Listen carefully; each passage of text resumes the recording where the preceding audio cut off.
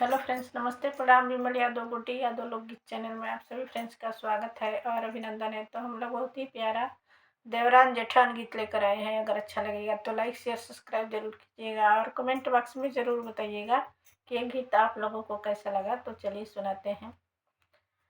तुम हमारे घर आना जेठानी रानी, तुम हमारे घर आना जेठानी रानी।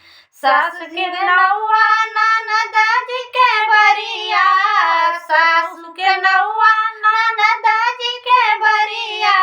जेठनी के तुम चली जइयो हमारे पिया, जेठनी के तुम चले जइयो हमारे पिया। तुम हमारे घर आना जेठानी रानी, तुम हमारे घर आना जेठानी रानी।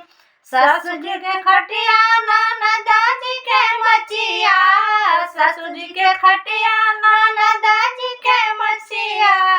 तोहके पलंग पर बैठैबो जेठानी रानी, तोहके पलंग पर बैठैबो जेठानी रानी। तुम हमारे घर आना जेठानी रानी, तुम हमारे घर आना जेठानी रानी। ससुर चली गईली ननदा चली गईली, ससुर चली गईली ननदा चली गईली।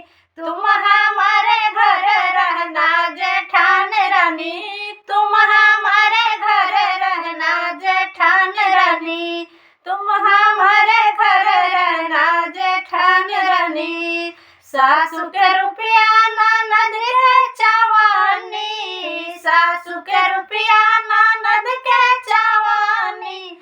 जेठानी के हरा बनवैबो हमार पिया, जेठानी के हरा बनवै हमार पिया, जेठानी के हरा बनवै हमार पिया। तुम हमारे घर आना जेठानी रानी, तुम हमारे घर आना जेठानी रानी।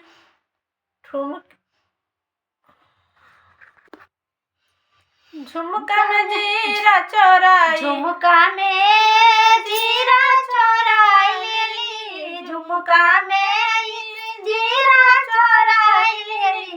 कंगन में अजवाइन जेठानी रानी, कंगना में अजवाइन जेठानी रानी। चोली में